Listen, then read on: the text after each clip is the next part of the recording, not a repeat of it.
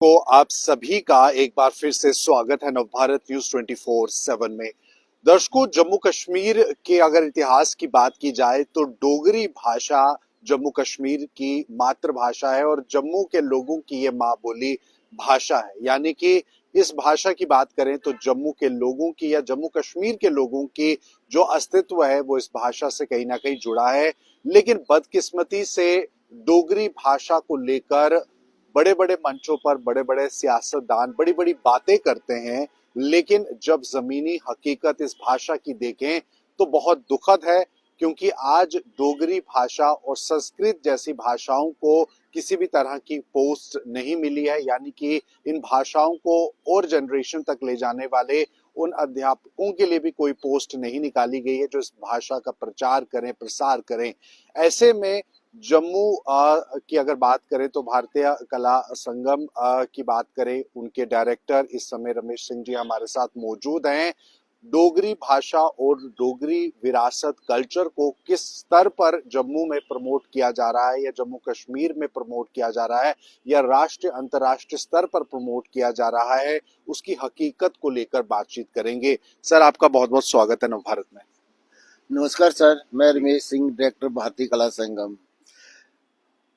ऐसा है कि ये डोगरी तो 8वें शेड्यूल में आई, बहुत अच्छा हुआ, लोगों ने बड़े ढोल नगारे बजाए, मगर उसके बाद जो डोगरी को प्लेटफार्म मिलना चाहिए था वो नहीं मिला। क्यों नहीं मिला?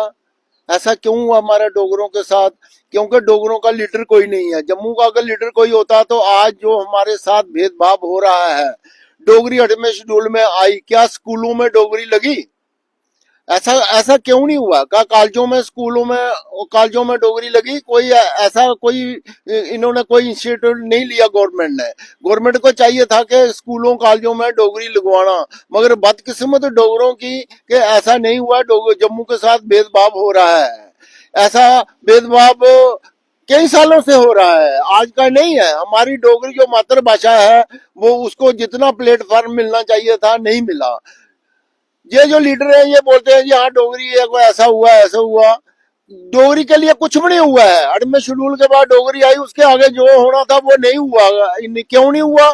क्योंकि हमारा लीडर कोई नहीं है। अगर जम्मू का लीडर होता तो आज जम्मू के साथ हर जगह भेदभाव हो रहा है। जम्मू के लीडर की आपने बात की। भारतीय जनता पार्टी की पिछले अगर हम कहें 10 साल में केंद्र में भी सरकार है और जम्मू कश्मीर में भी डायरेक्ट इनडायरेक्ट जो एक तरह से भारतीय जनता पार्टी का शासन रहा। उपराज्यपाल के हाथ में बहुत सारी पावर्स थी। इससे पहले पीडीपी के साथ भी बीजेपी आई।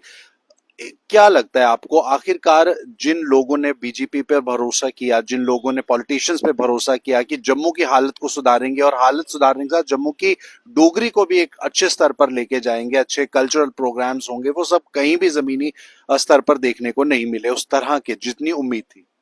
ऐसा कुछ भी नहीं हुआ है आज तक। डोगरी के लिए कुछ भी नहीं हुआ, क्योंकि डोगरी के लिए एक कल्चर पॉलिसी चाहिए थी। गवर्नमेंट कल्चर पॉलिसी को फ्रेम नहीं कर सकी।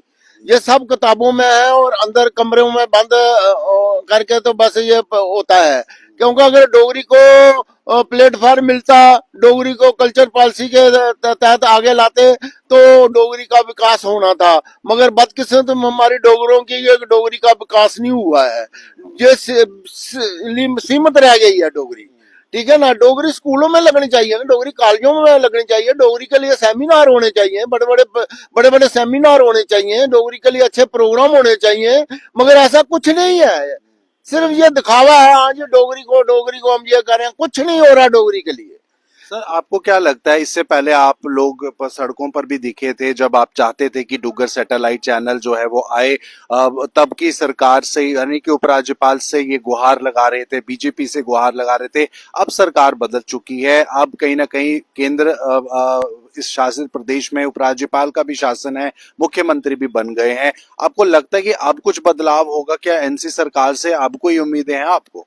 देखिए, ऐसा का कोई उम्मीद नहीं है हमें, क्योंकि जब तक डोगरे इकट्ठे नहीं होंगे ना तब तक कुछ भी नहीं होगा। एक प्लेटफार्म में डोगरे आएंगे तो विकास होगा जम्मू का।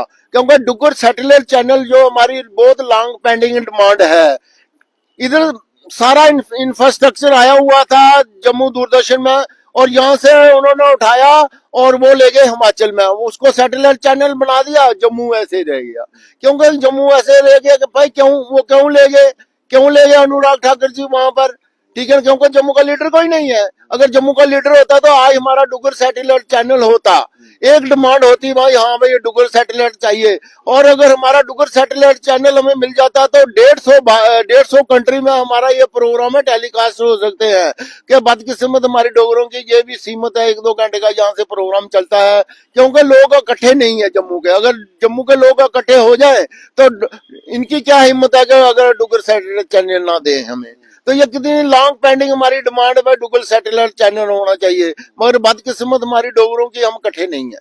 अब अगर हम बात करें डोगरी के प्रमोशन को लेकर या जम्मू संभाग के प्रमोशन को लेकर, फिल्में बहुत इंपॉर्टेंट रोल प्ले करती हैं, लेकिन देखा यह जाता है और बदकिस्मती है कि जम्मू में इस तरह के फिल्म प्रोड्यूसर सामने निकल कर नहीं आते हैं लोकल, क्योंकि पैसे की तंगी है, सरकार की तरफ से कोई इनिशिएटिव उस तरह का नहीं दिया जाता, अच्छे स्पॉन्सर्स नहीं मिल पाते हैं। क्या लगता है आपको, अगर ये चीजें ऐसे ही कंटिन्यू रही तो कितना बड़ा इम्पैक्ट यहाँ के आर्टिस्ट पे भी पड़ेगा, यहाँ के कल्चर पर भी पड़ेगा? ऐसा है कि बदकिस्मत है जिन्होंने फिल्में बनाई, जितनी भी फिल्में बनाई वो पूरे डब्बे में चलेगी। कोई एक बार फिल्म लगती है तो बस वो हफ्ता भी नहीं चलती है तो वो डब्बे में बंद हो जाती है। ऐसा क्यों है?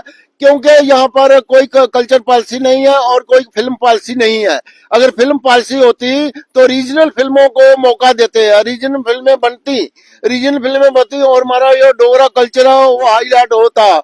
मगर जितनी भी फिल्में बनी वो डब्बे में चले गई। 5 दरियाओं की धरती पंजाब, आज उसका कल्चर थ्रू आउट वर्ल्ड में चला गया है, क्योंकि उनको सब्सिडी मिलती है और दिन ब दिन हर रोज की एक फिल्म बन रही है पंजाब में। मगर बदकिस्मत हमारी डोगरों की, हमारा जो कल्चर है वो पठानकोट क्रॉस नहीं कर सका। क्यों नहीं कर सका?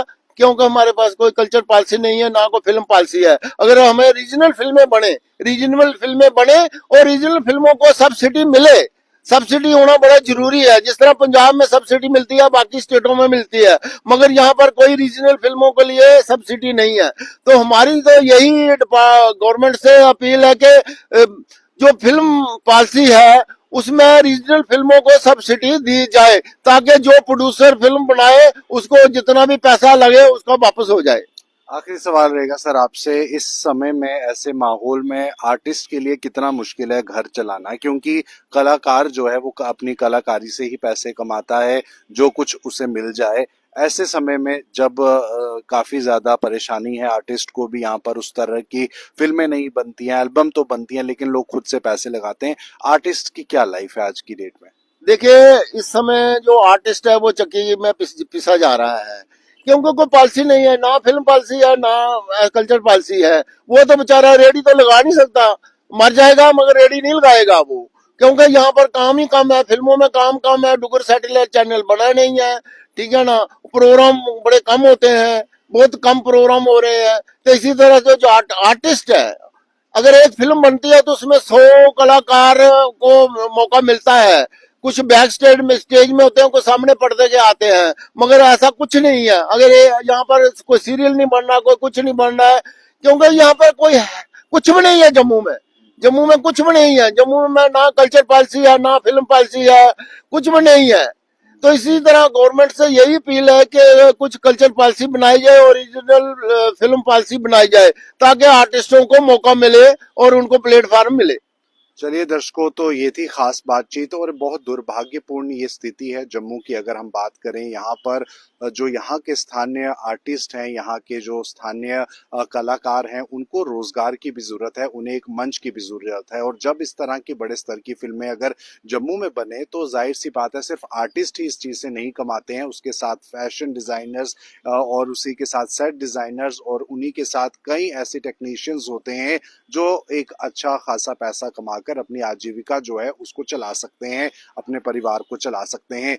बहरहाल जम्मू में जम्मू डोगरा विरासत को पूरी तरह से बहाल और अच्छे स्तर पर ले जाने के लिए बड़े बड़े दावे जरूर राजनेता करते हैं, जरूर अलग अलग मंचों पर कार्यक्रमों के बीच आनंद लिया जाता है, बड़ी बड़ी बातें की जाती हैं, लेकिन जब जमीनी हकीकत सामने आती है तो वो यही दिखती है कि किस तरह से आज हमारे देश की विरासत संस्कृत भाषा की कोई पोस्ट नहीं निकाली गई, डोगरी भाषा की कोई पोस्ट नहीं निकाली गई, बल्कि विदेशी भाषाओं को लेकर प्रचार प्रसार अब शुरू हो चुका है।